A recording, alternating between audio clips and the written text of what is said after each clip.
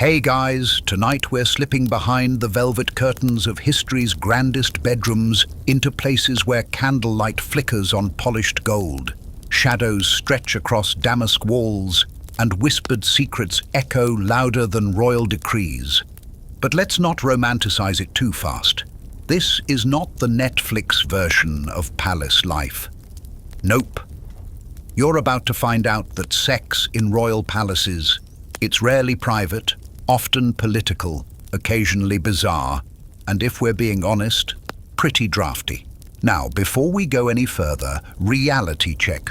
You probably won't survive this. Not emotionally, not socially, and definitely not if you try to get cozy with someone above your station.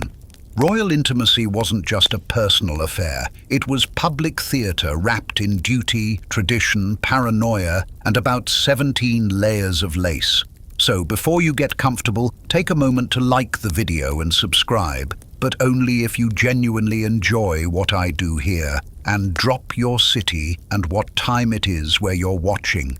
I want to know if you're listening to this while the sun rises in Oslo or the moon hangs low over Manila.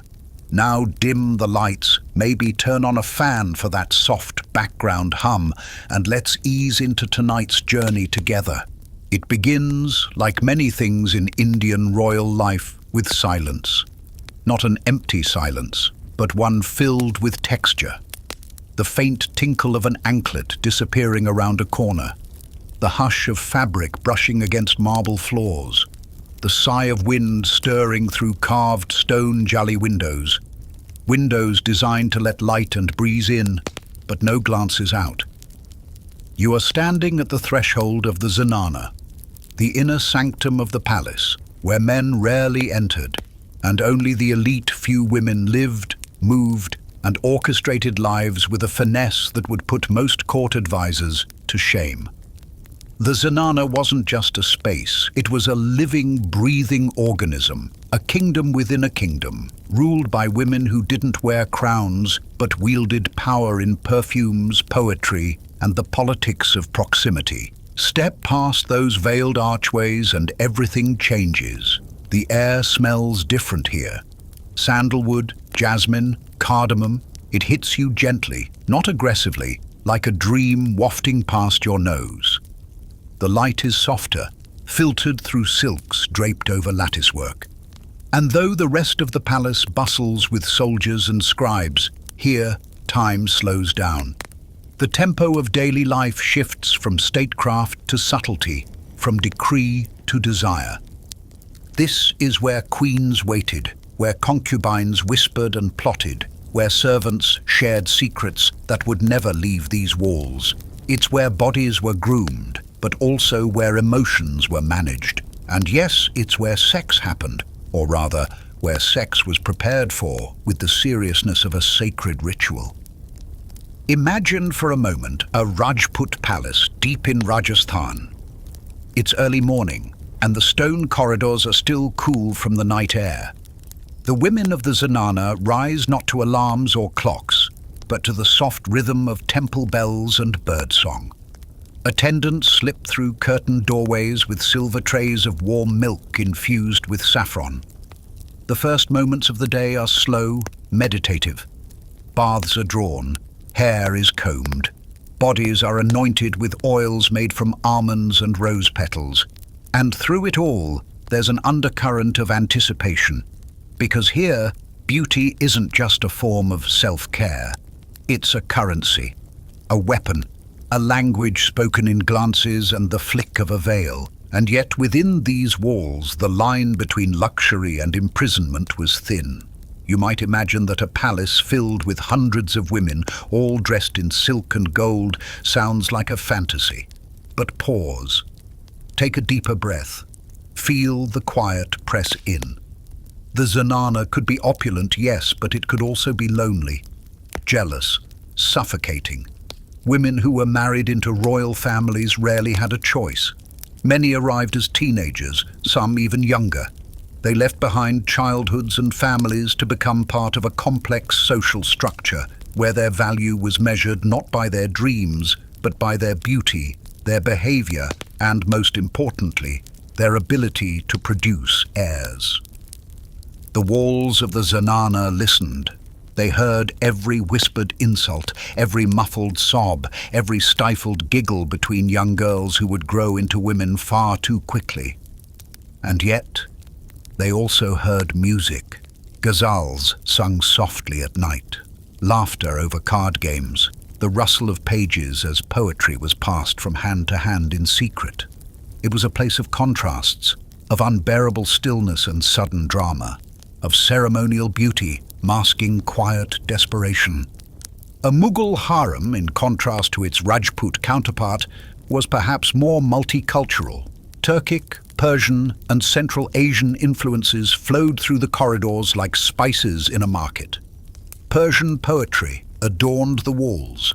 The elite women of the Mughal court were often educated. They painted, wrote, and read literature in multiple languages. But again, don't confuse intelligence for freedom. A Mughal princess could compose couplets about longing, but she still needed permission to leave her chambers. So what did a day look like for these women? In the cool mornings, attendants, many of whom had grown up with the queens themselves, would begin the long, meticulous process of grooming. Hair was a priority.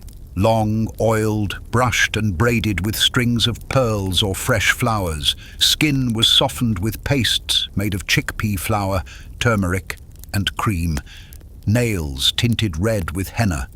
Lips darkened subtly with crushed berries or alkanet root. Throughout the day, gifts arrived from the outer court. Boxes of pomegranates, silk scarves from Kashmir, new jewelry from Gujarat, and sometimes, from a particularly attentive or strategic suitor, a letter folded intricately, tied with gold thread and scented with his signature attar. The royal wives and concubines were not idle.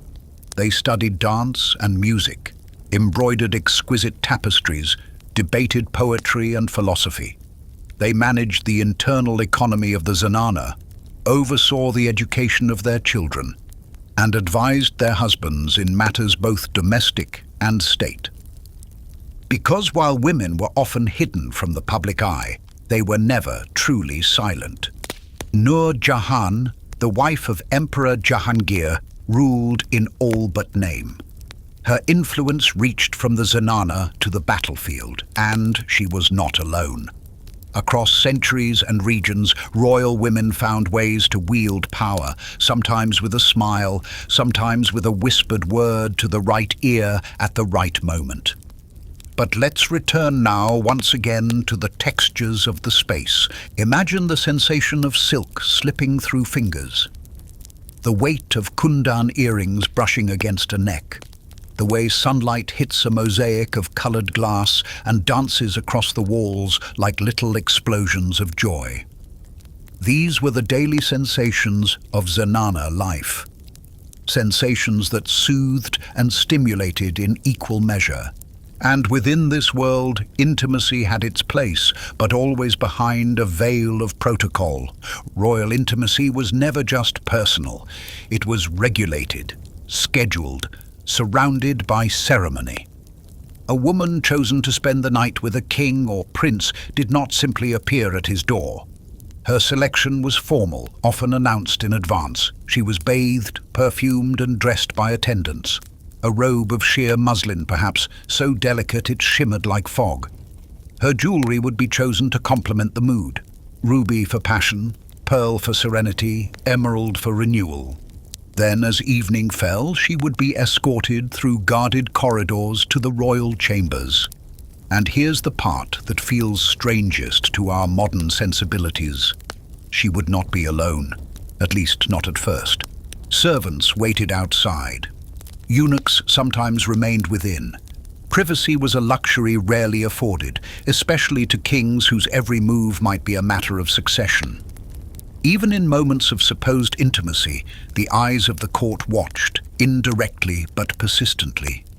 Still, intimacy bloomed, not always, not often, but sometimes, through soft touches, shared verses, the simple act of falling asleep entangled in another's arms. These were rare and precious things, even more so in a world that measured people by status and utility. And in the heart of the Zenana, where gossip moved faster than fire, stories of these moments spread like perfume in warm air. A whispered affair, a secret pregnancy, a gesture of kindness mistaken for love. The architecture itself played a part. Rooms were arranged in ways that allowed voices to carry or remain hidden. Courtyards invited moonlight, but also scrutiny. Gardens were enclosed, designed for pleasure, but also control. There was no real escape, only the illusion of freedom inside well-appointed cages. Even so, the women of the Zenana were not passive. They crafted their own lives within the strict boundaries imposed on them. Friendships formed, alliances built. Some plotted for power, others sought only quiet happiness, and some waited for letters, for visits, for a child to be born, for a chance to leave. But while they waited, they wrote poetry. Here's one, thought to be written by a woman of the late Mughal court. My anklet broke on the marble stair. He did not turn his head. Still I wear it, broken and bare, and walk as though it's red. Now close your eyes for a moment. Hear the soft clink of bangles in the distance, the rustle of silk, the hush of a woman brushing her hair before bed. All of this, desire, duty, waiting, watching, it lived here, behind those veiled walls. And this was just the beginning. Because where we're headed next, past the scented baths and the shadowed hallways, is a realm even more carefully choreographed than the Zenana. A place where courtship wasn't just encouraged, it was art, crafted like music, as precise as poetry, where glances were weapons and perfume sealed fate. But we'll go there together slowly. Stay with me. Now, we're still walking quietly, still barefoot on polished stone, careful not to disturb the hush that sits heavy in these palaces like incense smoke in a closed room. Because if you listened carefully back in the Zenana, not just with your ears, but with something softer, more ancient, you might have heard it. The rustle of a letter slipped under a cushion, the faint scrape of charcoal ink across silk. A melody hummed not just for music's sake, but for memory. We're moving now from the hidden world of royal women into the delicate, glittering theatre of courtship, a space where every glance was weighed, every word rehearsed, and every scent might be a message, where falling in love or even pretending to could lead to privilege or peril, often both.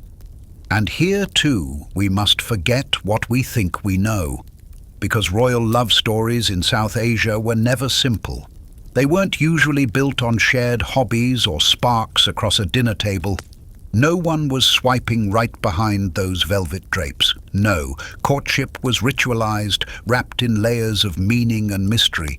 You didn't just speak your feelings, you coded them, hid them in colors, in poetry, in flowers. Sometimes you never said them at all. Let's begin where most royal love stories did, with a performance. Imagine it. A courtyard lit by 100 small lamps, flames dancing in the evening breeze. The air smells of camphor, ghee, maybe something citrus if the season allows. Guests recline on carpets embroidered with gold thread. Musicians tune their sitars, and then from the shadows she appears. A courtesan. Or perhaps a princess, carefully veiled. Someone important, but not quite accessible. Her movements are deliberate, each step of her anklet-stitched foot calculated for elegance.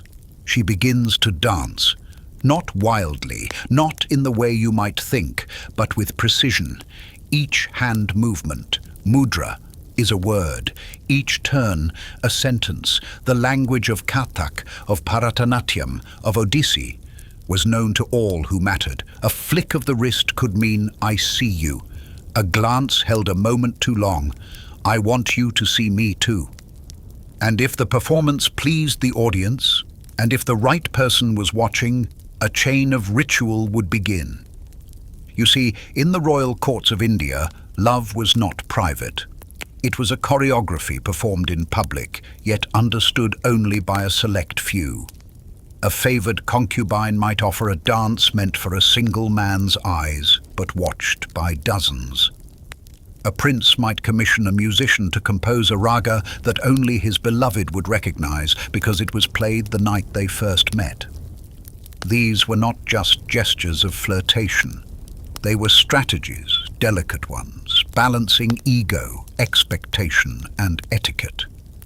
Now step into a quieter space. A corner room with carved screens filtering the late afternoon light. On a low table rests a square of pale blue silk. Upon it, a letter. This was no ordinary parchment, no rushed scribble. Love letters among royalty were objets d'art, painstakingly written in Persian or Braj or Sanskrit, sometimes in Urdu or even Arabic, depending on the court. They were often short, just a few lines, but filled with metaphor. You'd never say, "I miss you." You'd say, "The jasmine wilts by my window, untouched by moonlight." And always they smelled of something. Scent was part of the message. Attars were chosen carefully. Rose for longing, amber for desire, musk for courage. The recipient might keep the letter hidden in a box or burn it immediately, depending on how safe the walls felt that night. Even the ink mattered. In some circles, lovers used soot collected from burnt incense, mixed with water from the Yamuna, and applied with a reed pen. The act of writing, of composing these letters, was intimate in itself. Each loop of calligraphy a breath, each word a risk. And if the letter was too dangerous to write, you sang it instead. Ghazals, those slow, mournful poems about unattainable love, were the perfect disguise. Everyone knew the lyrics, but when sung a certain way, with a certain glance, in a certain gathering, the message would land. Sometimes the singer would place a flower on a particular cushion. Sometimes they would cough lightly before a certain verse. Signals layered within signals, all of it unnoticed by the untrained eye, but burning like fire to those involved. You see, there's something ancient and sacred in loving from a distance, the love that cannot be consummated. It's the tension that keeps the story alive. Indian royal courts understood this deeply. A single glance might mean more than a night together. The anticipation, oh, that slow, aching anticipation, was the most intoxicating part. This was especially true for royal women. Their reputations were tightly controlled. Even a rumor of impropriety could be lethal, figuratively or literally, so their tools were subtler. A silk fan held at a specific angle, a veil worn just sheer enough to reveal the outline of a nose, a cheekbone, the placement of an earring, a fragrance chosen because he once complimented it. Their world was one of unspoken things, of gestures too fragile for daylight. And what of arranged marriages, you ask? They were common, yes, expected, strategic, but that didn't mean affection was absent. Sometimes love blossomed after the wedding, sometimes it didn't, but sometimes the heart found its own way. A lady-in-waiting might fall for a visiting poet. A prince might linger too long by the music hall where the dancers practiced. And when those feelings took hold, they did so with a quiet, desperate intensity. Because nothing, absolutely nothing, was guaranteed. Not even a smile. One of the most legendary love stories of Indian history, though wrapped in as much myth as fact, is that of Shah Jahan and Mumtaz Mahal. Yes, the Taj Mahal is the symbol of their union. But before the marble, there were letters, poems, shared looks across crowded rooms. It is said that he trusted her advice more than any minister, that she traveled with him, even on military campaigns, that their bond was not just one of bed, but of mind and spirit. But theirs was rare. More often, love was quiet, secretive, enduring in stolen glances, in songs sung softly into pillows, in names etched into the back of a mirror or stitched inside a blouse. And for every story that ends in a grand tomb, there were hundreds that never left the palace walls, that lived and died in whispered confessions, unread letters and dreams that never made it past dawn. And yet people kept trying, because the human need for connection doesn't disappear just because you're born behind palace walls. If anything, it grows stronger in confinement. Just ask the young princess who paced her courtyard each morning, hoping to see the court artist walk by, or the stable boy who left lotus flowers where the queen's maid would find them, or the eunuch who composed a song for a lover whose name they couldn't even say aloud. Their stories rarely made it into the chronicles, but they happened. Oh, they happened. And sometimes courtship moved beyond words. Paintings, for instance, became vessels of affection. A lover might commission a miniature painting that depicted a scene from mythology, but with subtle clues that pointed to their own feelings. Krishna gazing longingly at Radha while she plays coy. That wasn't just divine flirtation, it was personal. The painting would be sent as a gift to a woman who would unwrap it alone, examine the brush strokes, and understand. And in reply, she might send a poem, or nothing at all. Silence, too, was an answer. And there were even more ephemeral messages. The way one walked through the gardens, the moment one chose to light incense, the decision to wear yellow instead of red. Because color, too, spoke volumes. White for yearning, saffron for hope, green for quiet longing. The royal courts of India were fluent in these languages. They knew how to read the room, not just with their eyes, but with every sense. But with every risk of affection came the threat of discovery. And the consequences? They varied. Sometimes a quiet warning, sometimes exile, sometimes worse, especially if the affair crossed religious lines, caste boundaries, or political alliances. Love was not neutral in these spaces. It was dangerous. And yet, they pursued it. Because for some, even a moment of connection was worth the price. And now, as we sit quietly in this imagined courtyard, under stars that have watched thousands of similar nights, you might be wondering, was it worth it? All that yearning, the secrecy, the heartbreak, only they could say. But perhaps it's enough to know that in the pages of old diaries, on the walls of forgotten rooms, in the fibers of ancient saris buried in storage trunks, there are traces of hands held in secret, of love dared, of stories that may never be told but were once everything to the people who lived them. And so, courtship in the royal courts was never simple. It was layered, ritualized, poetic. It was both performance and reality, a mask and a mirror.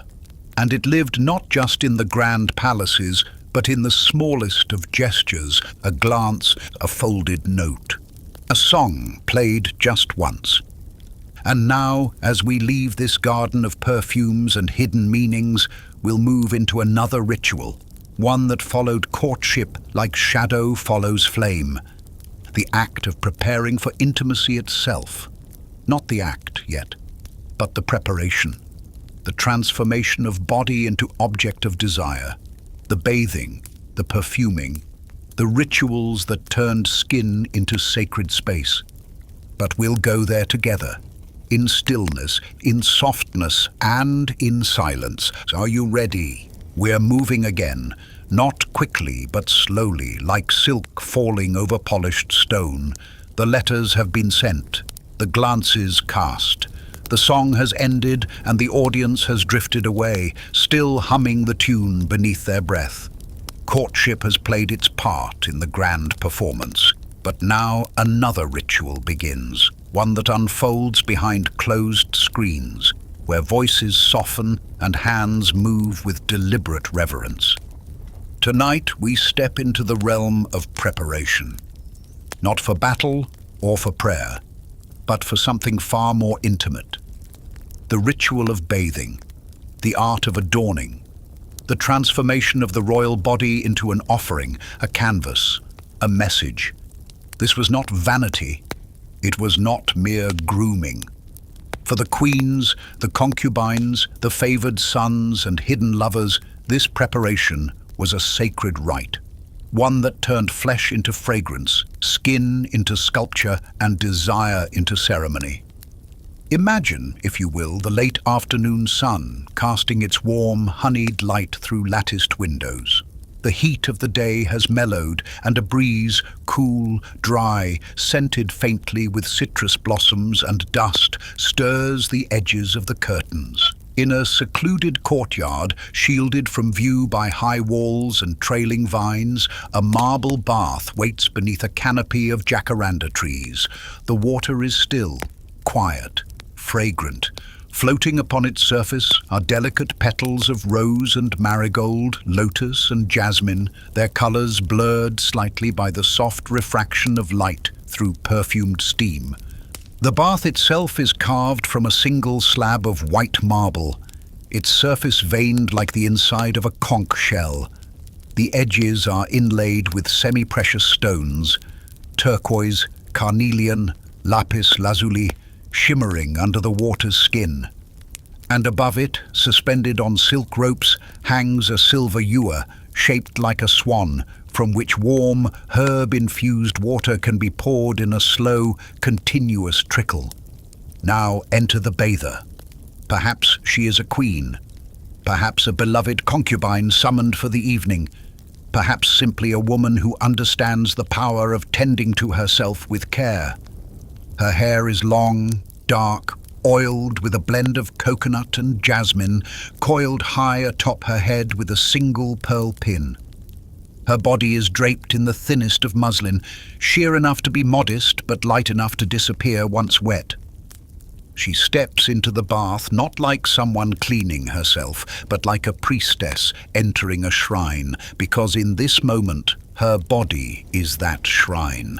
Attendants move around her in silence, their hands practiced, their movements rhythmic. One holds a shallow dish filled with a paste made from sandalwood, turmeric, and milk, cool to the touch and aromatic in the way that memories are. With gentle circles, it is applied to her arms, her shoulders, her back, not scrubbed, but painted, like a blessing. Another attendant begins to pour warm water from the silver ewer, letting it cascade down her back in delicate streams. There is no hurry. Time here has no authority. Every touch is intentional. Every gesture means something. Elsewhere, a mirror is polished until it shines like still water. Another attendant grinds rose petals and saffron into a fine powder, mixing it with cream to make a paste for the face. Yet another prepares threads for threading eyebrows or trims nails into perfect almond shapes. A single woman might have 5 or 6 helpers tending to her simultaneously, each with a specific role. One oils the feet, one braids the hair, one perfumes the inner wrists. But nothing is rushed. There are no timers, no alarms, only the sound of water, the faint clink of silver on marble, and perhaps the distant strains of a flute being played in the far courtyard. And now a pause, because the skin must rest. The paste must dry, the oils must be absorbed. So she reclines on a chaise of sandalwood and velvet, eyes half closed, her body gleaming in the afternoon light. Perhaps she eats fruit, pomegranate seeds, peeled grapes, slices of mango so ripe they melt on the tongue. Perhaps someone reads to her or sings softly, a lullaby remembered from childhood, now reshaped as a hymn of longing. Then the rinsing. Again, the water flows. Not splashed, not sprayed, but poured. Slowly, luxuriously, over shoulders and down the spine, pooling in the curve of the lower back before slipping away. It carries with it the paste, the worries, the weight of the day. The body beneath is revealed again, new and ancient all at once, clean not just in a physical sense, but emotionally, spiritually. The next phase begins. Fragrance. India has always understood scent as memory, as identity, as ritual. In royal households, attars were crafted not only for their aroma, but for their symbolism. The deep, grounding scent of vetiver for calm, the heady sweetness of champa for seduction, the sharp clarity of eucalyptus for alertness, blended together in tiny glass vials sealed with wax and stored in velvet-lined boxes. A few drops are warmed between the fingers and pressed gently into pulse points, behind the ears, at the collarbone, in the crease of the elbows, beneath the breasts. Not rubbed but patted, so the skin receives it like a gift. The scent will stay there for hours, evolving with body heat, released in waves with every breath and movement. Now the body is ready to be dressed, and here too the ritual is deliberate. The fabric is chosen based on the hour, the mood, the anticipated company. For late evening, perhaps a lehenga of sheer silk, so light it moves with the wind. The color is chosen carefully, red for passion, indigo for mystery, gold for invitation, green for fertility, and always paired with jewelry. Not too much, just enough to suggest opulence without effort. A waist chain, studded with tiny bells that sing with each movement. Anklets of silver or gold, their weight comforting, grounding. Earrings that dangle just long enough to draw the gaze downward. And a necklace, never the same as the last, resting just above the heart, so that it rises and falls with every breath. Hair is unbound or braided, depending on the hour. Flowers are tucked into the coils, jasmine for purity, rose for love, marigold for luck. A dot of kohl at the outer edge of each eye. A touch of beetroot juice on the lips, not painted but stained as though bitten by something too sweet. And just before she stands, one final touch, a mirror. Not the small kind for checking angles or catching flaws. No, this one is full length, framed in gold, etched with verses of longing. She stands before it not to evaluate, but to become. This is not vanity. This is invocation. She becomes the woman he will remember. The woman she wants to be. The woman she is when all the layers are removed and replaced. And so she stands still as stone and breathes. In. Outside. And when she turns, the attendants step back in silence, allowing her to pass. Elsewhere, a man prepares too. In the royal courts of India, kings were not exempt from ritual. In fact, their preparation was often more elaborate, because their bodies were not just private vessels, but public property. They were expected to be strong yet tender, controlled yet generous, and their readiness was not just for pleasure, but for power. The royal hammam, a steam bath of Persian origin, was where this transformation began.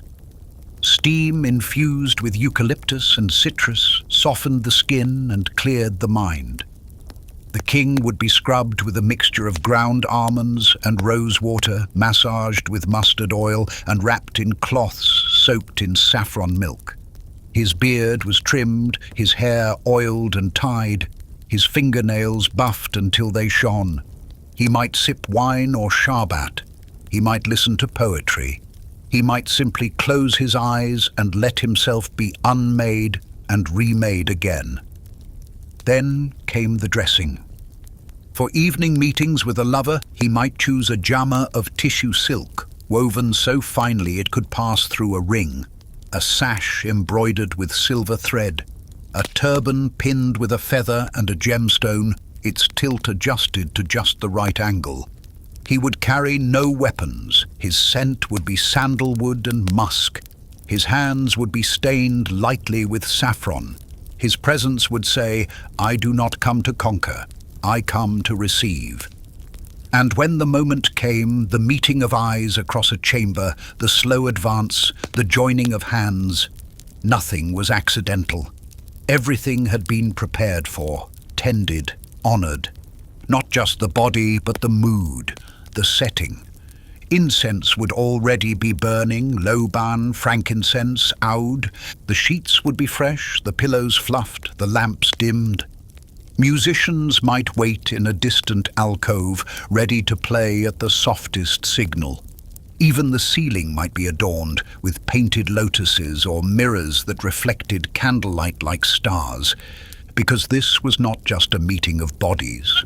It was the crescendo of a long, careful symphony, and the bath was its overture, because to prepare the body in this way was to say, I am worth the wait. I am worthy of being seen. I am worthy of being touched not as property, but as poetry. And that mattered. In a world where intimacy was often a transaction, preparation was its most radical act of tenderness. So the next time you light a candle, run a bath, brush oil into your skin, remember this. You are not rushing, you are invoking, you are becoming the most sacred version of yourself. And maybe, just maybe, someone is waiting to meet you there, because once the bath is complete, the fragrance applied, the silks chosen, the mirror passed, there is only one step left, the approach. And then the act itself. Not just sex, but royal lovemaking, an act so choreographed, so detailed, so slow that it deserves its own hour beneath the stars. And we'll get there soon. But first, exhale. You're ready. Let me show you what came next. Now let your breath slow just a little more. We've slipped out of the courtyard and left the bath behind. The body has been polished, perfumed, and wrapped in silk. The shadows stretch long across the palace floors now. You can hear the murmur of the peacocks roosting in the trees outside, the low rustle of leaves in the garden. The air is heavier, still warm, but edged with something cooler. Night is coming, and with it, the part of our journey that has waited the longest. We're not here for scandal or for spectacle. Tonight, we're here to witness something quieter, older, sacred even, the royal bedchamber. Not just a room, not just a bed, but a stage set for one of the most careful, most choreographed rituals in royal life. Lovemaking. Not the rushed kind, not the loud, greedy versions splashed across stories or films. This was different. It was paced like poetry, mapped like music, a conversation of bodies, of glances, of breath, a negotiation between power and vulnerability played out behind carved wooden doors, under canopies sewn with stars. And before we begin, I'll remind you again, this was not about lust alone. Not here, not in the marble palaces of Rajasthan, or the perfumed chambers of Mughal Delhi, or the shaded havens of southern courts. Here, sex was art. Start by looking at the room. Let your eyes move slowly, as they would if you were stepping inside for the first time. The floor is cool underfoot, a checkerboard of onyx and white marble, softened with thick Kashmiri carpets. The air carries the scent of vetiver roots soaked in water, gently waving from woven fans. From every corner, a kind of stillness glows, lamplight burning in shallow bronze bowls, flickering like fireflies. And then, the bed. Not a thing thrown together, not made quickly or carelessly. The royal bed was a world unto itself. Elevated on a platform, often carved from teak or rosewood, its posts were thick and coiled like vines. Curtains of muslin or brocade hung down in soft waves, and beneath them layers of quilts and cushions, some stuffed with cotton, others with cardamom pods or rose petals designed to release their scent with every movement. A tiny fountain might trickle nearby. A petal-strewn bowl of water might shimmer by the foot of the bed, just to reflect light in moving ripples. The ceiling above might be painted with lotus flowers or mirrors, each carefully placed so candlelight would reflect down onto the lover's skin like stars. And yet, in this beautifully crafted space, time moved slowly. There was no hurry. Royal lovemaking was preceded by silence. Because silence was necessary, it made room for breath, for anticipation, for eye contact, which in some cultures was already an act of intimacy. In the quiet, hands could brush silk and skin, lips could touch without words, and every motion carried meaning. Even undressing was an event. The removal of jewelry was often done by hand, either the lovers or the servants, depending on the rank. Each bangle slid off the wrist slowly, each anklet unclasped with care. It was not about stripping away, it was about revealing, not just the body, but the willingness to be seen. And when the final garment fell, it was not with shame, because the body here was sacred. It had been prepared like an offering, tended, perfumed, honored. A queen might kneel on a bed that smelled of jasmine and vetiver, not to submit but to invite. A king might recline not to take, but to be taken, because pleasure here was mutual. And that mutuality came from the Kama Sutra, not a book of tricks, as it's often misunderstood in the West, but a treatise on living well. And in that tradition, sex was not just for release, but for connection. It was spiritual, intimate, crafted. Let me explain. The Kama Sutra described not just positions, but the rhythms of the body, the importance of knowing your partner's moods, their sounds, their silences. It valued foreplay as much as climax. It celebrated the conversations that happened in movement, in pause, in return. It told you to kiss not with hunger, but with attention. To touch not with force, but with memory. To breathe in sync, and to treat the body not as a prize, but as a temple. And the royalty followed it. Not always, not perfectly. But in many courts, elements of these practices endured, particularly among those trained in Tantra or raised in households that honored balance over conquest. Lovers were encouraged to take their time, to delay climax, sometimes even to avoid it, in favor of building intimacy that spiraled higher with every breath. Imagine two people lying on silk cushions, legs tangled, lips brushing the space just beneath the jawline. One murmuring a line of poetry, the other tracing a slow finger down the curve of a spine. Nothing rushed.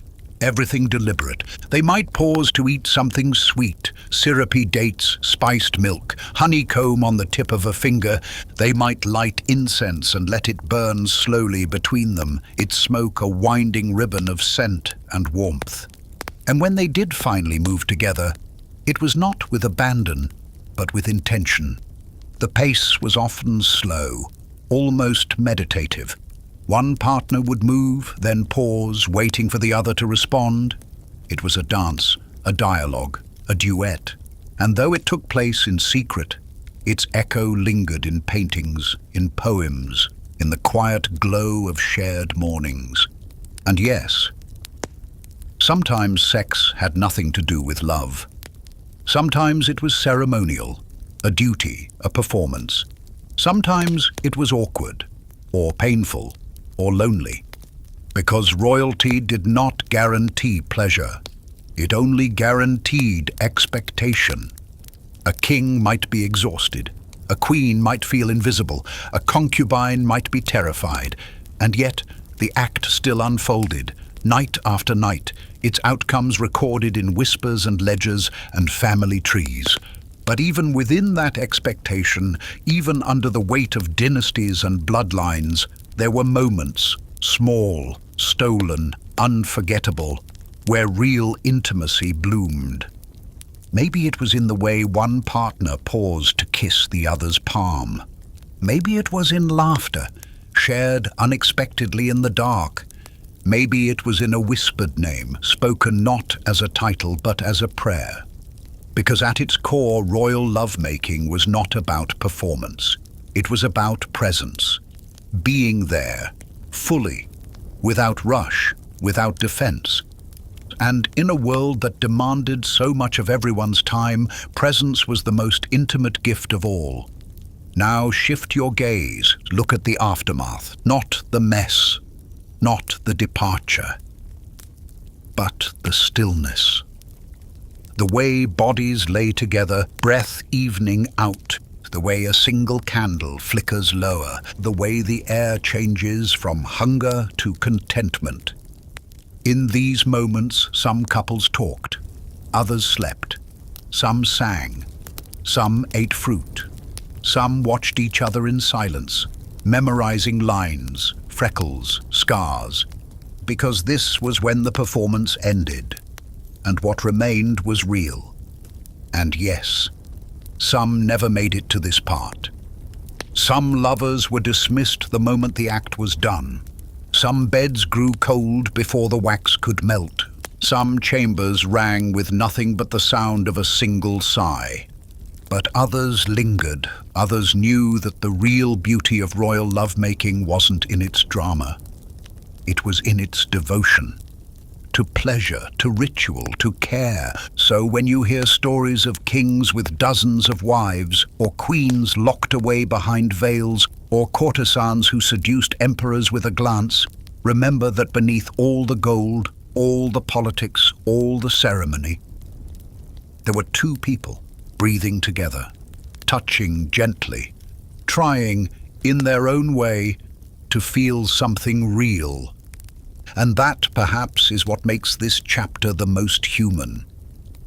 Because no matter how much power you wield, how many jewels you wear, how many musicians play for you in the candlelit dark, in the end, lovemaking is still just two bodies trying to speak without words, trying to say, I see you, I feel you, I am here. And now the candles burn low.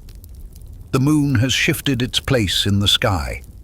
The room is quiet again, not with tension, but with peace. The curtain closes. But our journey does not end here, because what happened in these private chambers didn't always stay private. Sex in royal India was not only about pleasure, it was also about power. About alliances, about the roles of concubines, courtesans, spies and lovers whose bodies became instruments of influence. And that's where we'll go next. Slowly, softly, together. Stay still with me now. We've left the bedchamber quiet, its lamps dim, the warmth of bodies lingering in the soft folds of silk and breath. Outside, the moon is high, casting thin shadows through the carved lattice screens. The palace does not sleep, not really. It hums gently with silence, as if holding its breath. And now we step into a space even quieter than the royal bedroom. Not smaller, not simpler, but quieter. A place where touch was still revered, but it meant something different. Where sex was not a whisper behind closed doors, but a whisper to the divine. And it begins long before the body is even touched. In this chapter, we slow even more, because the path to sacred intimacy in royal India was not about arousal alone. It was about purpose, about energy, about the breath that passed between lovers, not just as sensation, but as devotion. This was Tantra. This was Dharma. This was the understanding that desire was not something shameful, but something that, if approached with awareness, could become transcendent. In Western traditions, pleasure has so often been divorced from the spiritual, torn from temples, banished to the shadows, but not here, not in these lands. In India's royal courts and in the temples that dotted her landscapes, some now in ruins, some still pulsing with incense and prayers, sex was not something to hide, it was something to honor. We begin not in a palace, but in stone. Imagine a temple carved into the belly of the earth or standing alone in the dusty plains of Madhya Pradesh. The walls are alive with figures, gods and goddesses, men and women, mortals and spirits, all entwined, not only in embraces but in dances of union. Arms curve, legs tangle, eyes are closed, not in shame but in surrender. This is Khajuraho, or maybe Konark, temples that speak of Kama not in whispers but in song, in sculpture, in eternal sandstone. To the untrained eye, they seem erotic, maybe even shocking. But pause, breathe, look again. What you're seeing is not pornography, it is philosophy, made permanent in stone. These temples were built to teach, to reflect the truth of life in all its phases: birth, joy, pain, union. In these carvings, kings and peasants are equal. All bodies are sacred. All acts are held in the same quiet reverence. And Tantra, so misunderstood, so often misrepresented, was not a religion. It was a path, a practice, a science of the self. And among the royal elite, especially in medieval and early modern courts, it was whispered about not as something obscene, but as something powerful. Dangerous even, but powerful. A tantric practitioner did not chase orgasm. They chased presence. They sought union not just with their partner, but with the divine energy said to live in every living being. In tantric philosophy, the body was a map. The spine was a ladder of energy, coiled at its base like a serpent, known as Kundalini.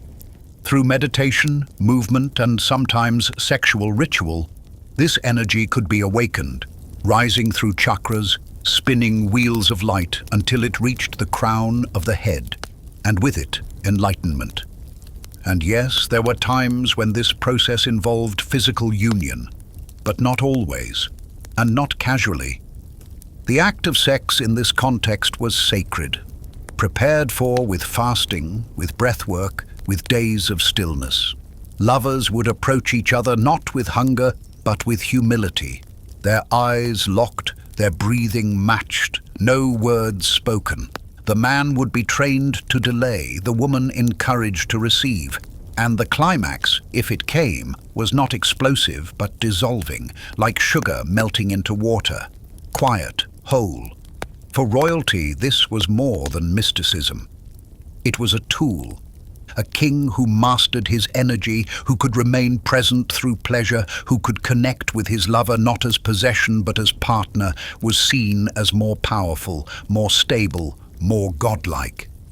And so tantric advisors sometimes served quietly in royal courts, not as priests necessarily, not always openly, but their knowledge passed on, through whispers, through paintings, through private rituals hidden behind thick doors and thicker tapestries. Sometimes it was the queens who sought them out, women raised in cloistered worlds whose minds hungered for something deeper. They learned how to breathe in rhythm with the moon, how to awaken pleasure slowly like a flame fed by petals, how to touch not just with hands but with intention. They learned that desire was not shameful, that it could be offered like incense to the gods. And alongside Tantra, there was another framework shaping royal sexuality: Dharma. Dharma is not easy to translate. It means duty, order, sacred responsibility. In royal life, everything revolved around it. To govern with justice was Dharma. To honor one's elders, Dharma. To produce heirs, also Dharma. And so, sex was not only sacred, it was functional, political, expected. A king was not just permitted to take many wives, he was expected to, not out of lust, but legacy. Dynasties did not survive on desire alone. They required children, sons, alliances sealed through marriage. A queen was not just a partner, she was a producer of legitimacy. And yet, that did not mean there was no affection. Some marriages were arranged, yes, but some grew into real partnerships. A king might listen to his queen's advice before battle. A queen might fast for his safety. Their union, at its best, became something that transcended strategy.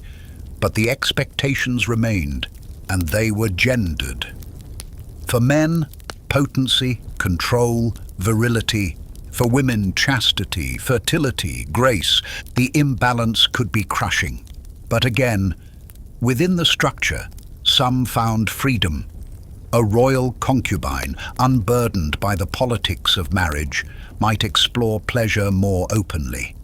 A queen, once she had produced heirs, might find space for her own desires. Some royal couples, drawn together by spirit rather than law, created private sanctuaries where Dharma and Kama, the sacred and the sensual, held hands. And there were festivals that celebrated this union. Take Holi, for example, the festival of color. While today it is joyous and public, in earlier centuries it held layers of erotic meaning. On Holi, the barriers of caste, class and gender softened. Colors flew through the air, bodies touched, songs teased, lovers flirted openly. And in some courts, Holi night was a time for indulgence, for wine, for music, for lovemaking that carried the chaos of the divine. Or Rati Panchami, the festival of desire, where couples worshipped Rati, the goddess of passion, and her husband Kama, the god of love, honoring not just union, but the longing that precedes it. And in the temples, priests told stories, not just of wars and miracles, but of gods who desired. Krishna, whose flute summoned milkmaids under moonlight. Shiva, whose dance with Parvati shook the cosmos. Their love was not shy, it was total, and in their stories, the royal classes found reflection. Because the truth is, royalty was obsessed with the balance between power and surrender. To lead a kingdom, you must hold control, but to love, truly love, you must let it go. And so they studied. Not just governance, but gesture. Not just law, but longing. A prince might learn swordplay in the morning and read poetry in the evening. A princess might fast for the monsoon and then write verses about wet saris clinging to warm skin. Even the architecture reflected this blend. Palace gardens were often laid out with sacred geometry, 4 rivers symbolizing the paradise of union, pools that mirrored the sky, pavilions placed for perfect moonlight. These were not coincidences, they were invitations, designed to guide lovers step by step from solitude into surrender. And in this surrender something shifted, not always, not for everyone, but for those who let go, who allowed sex to become more than transaction. It became meditation, stillness, softness, a return to the self. Because at its highest level, royal lovemaking in the tantric and dharmic tradition was not just about another person, it was about dissolving. 2 egos melting into one breath, 2 bodies forgetting their names, 2 souls remembering they were never separate. And this, perhaps, is the secret carved into the temples and sung in the ragas and passed down in quiet chambers. That desire, when honored, does not destroy us. It reveals us, and the royalty, for all their wealth and power and layered obligations, longed for that revelation as deeply as anyone else. So now, sit with me in this stillness. Let your breath deepen. Let your body soften, because the sacred is not in the stars. It is here, in the space between inhale and exhale, in the place where longing becomes presence. And as the palace settles once more, its walls full of stories both whispered and lost, we step quietly toward the next chapter. One where sex, though still wrapped in silks and shadows, becomes less about sanctity and more about power. About those who wielded their beauty like a blade. The courtesans, the concubines, the women and sometimes men who turned desire into diplomacy. And we will go there, but not yet. For now, just breathe. You are enough, and everything holy still lives in you. Stay close now. We've come so far together. through the scented steam of royal baths, past the silken sheets of moonlit chambers, and into the slow-breathing stillness of sacred desire. But no palace is built only on intimacy. No dynasty survives on love alone. And so tonight we step through a different kind of curtain. Not into a bedroom this time, but a drawing room, a music hall, a perfumed courtyard where wine glistens in crystal bowls, poetry drips from painted lips, and power flows in veiled conversations. This is not the world of queens. This is not the world of wives.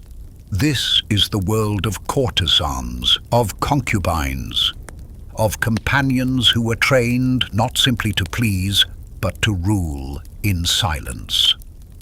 Let's move slowly. The word courtesan might conjure images of glamour, but peel back the velvet and you'll find something more complex. These were not merely women kept for pleasure. They were artists, linguists, dancers, political players whose influence extended far beyond the scent of their skin or the softness of their gaze. Step into a salon in Lucknow, sometime in the late 18th century. The evening is warm. You hear the rustle of silk, the clink of bangles, the first notes of a sitar tuning somewhere behind the latticework. The Tawaif enters. She is not dressed to seduce, not yet. She is dressed to command. Her sari clings just enough. Her eyes are lined with kohl so that every glance speaks. Around her neck, a single string of pearls, understated, deliberate.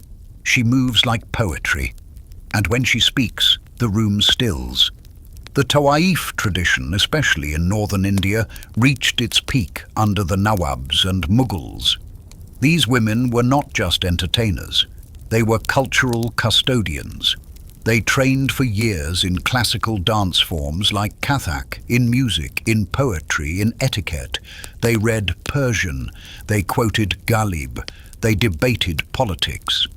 Many royal men, including princes and poets, received their first lessons in elegance, how to walk, speak, flirt from these women. Their salons, known as kotas, were often more refined than the court itself. Candles flickered in mirrored alcoves, scented fountains burbled in marble basins. Poetry flowed with the wine, and eyes met over ghazals that said everything and nothing at once. To be invited into a Tawaif's circle was an honor. To be favored by one, a triumph. And yet, always there was risk. Because the line between admiration and accusation was razor thin, a courtesan might be celebrated one night and cast aside the next. Her favor could raise a man's fortunes or ruin them. She had to read every glance, hear every silence, time every compliment like a dancer times her footfall. She was never just a lover, she was a strategist.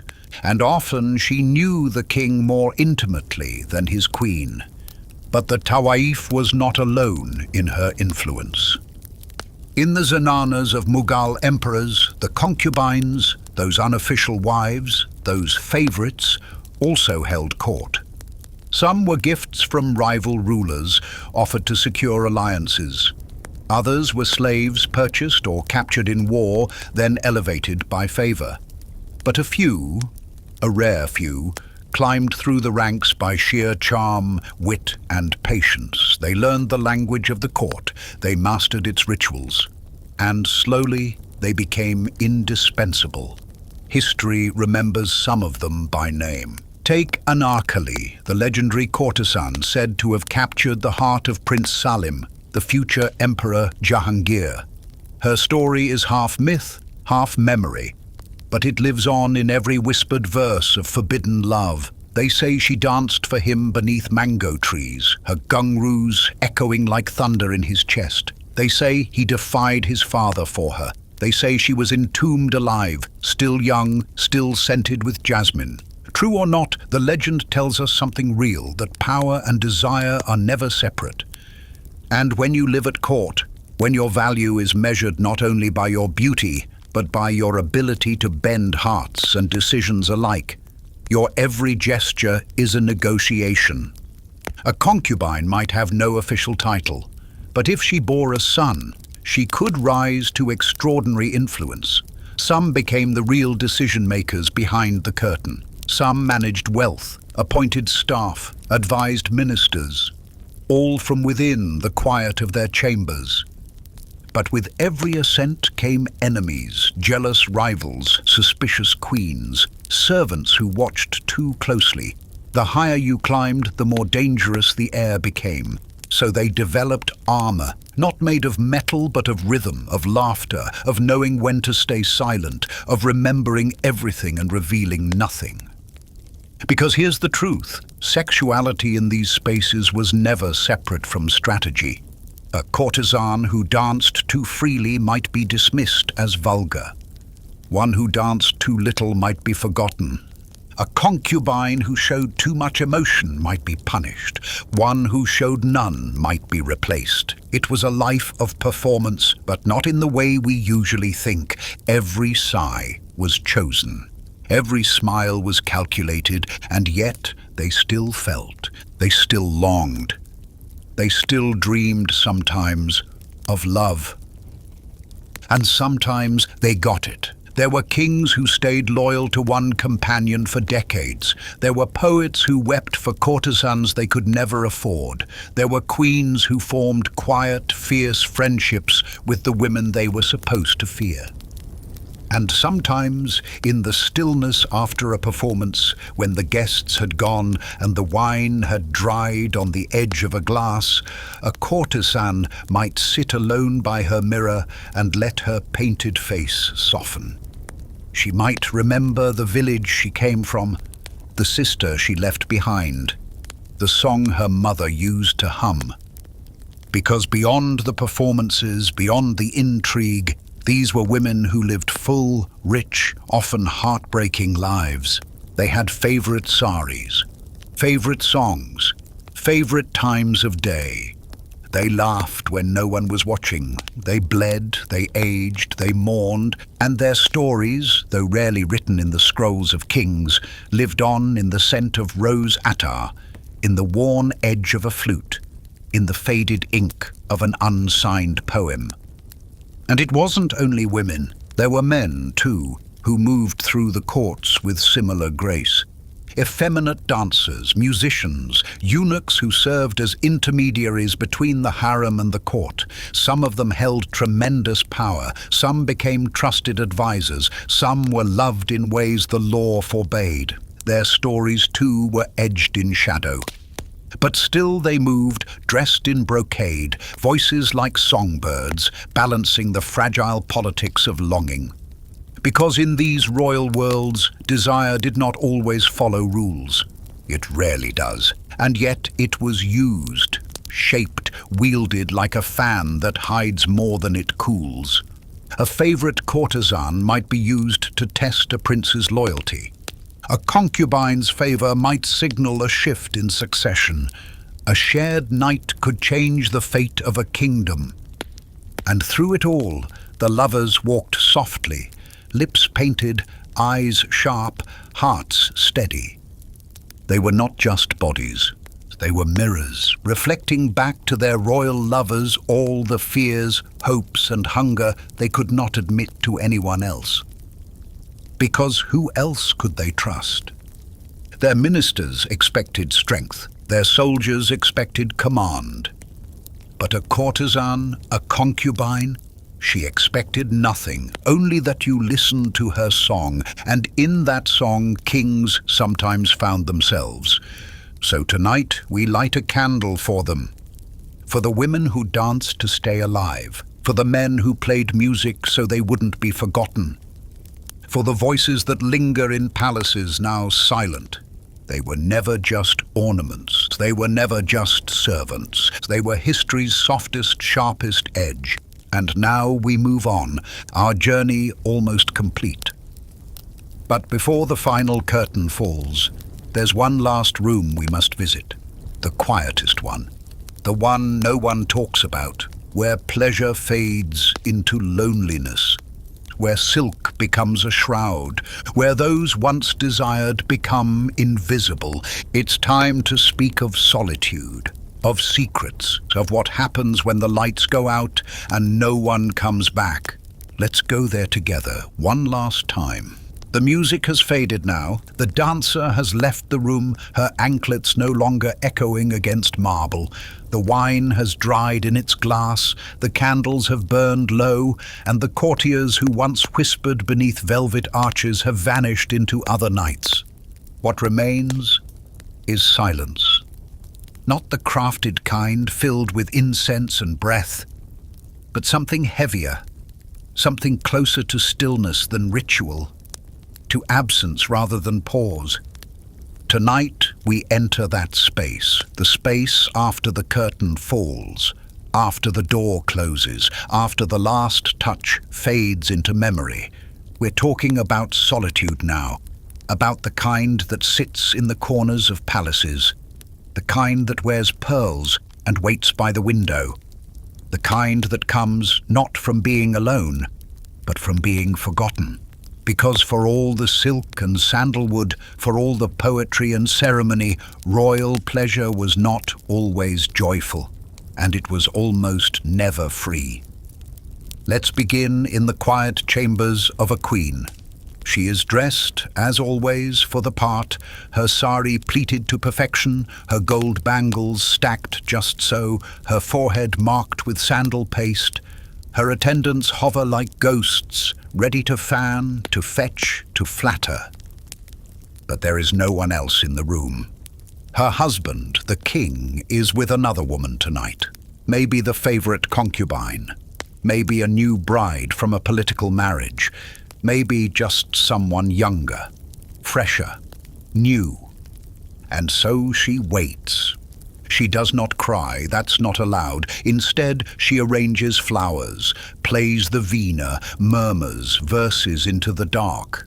She is not unloved, but she is unheld, and that ache, the ache of knowing you are no longer desired, or worse, that you were never truly seen, burns deeper than any loneliness.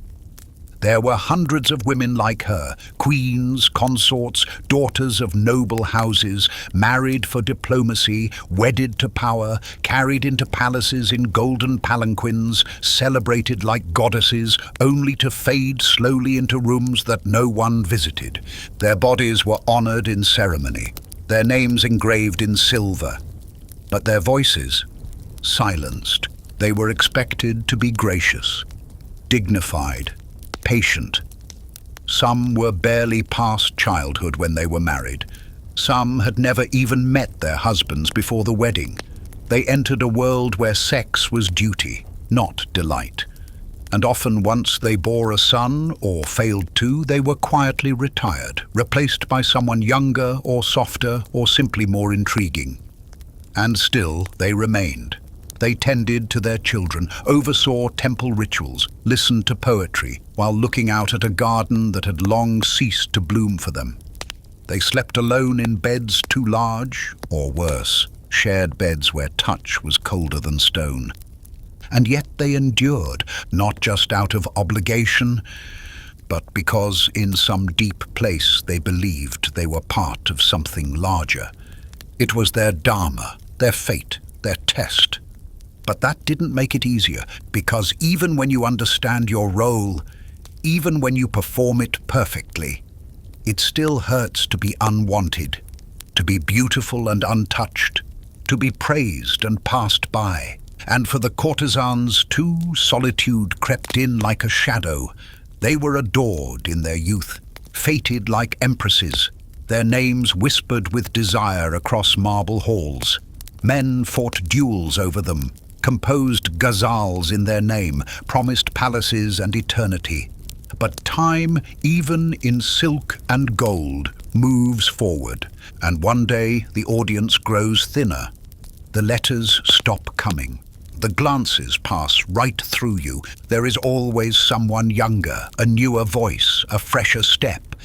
And the tawaif who once danced for emperors now sings for herself, in a room lined with memories, her voice still sweet, her movements still fluid, but no one watches, no one listens, no one waits. She drinks her tea alone. She wraps her shawl tighter, and sometimes, in the quietest hours, she takes out her old anklets and holds them to her cheek. Just for the memory of how they once felt. And what of the men? The kings with harems too large to remember. The princes raised to conquer, not to feel.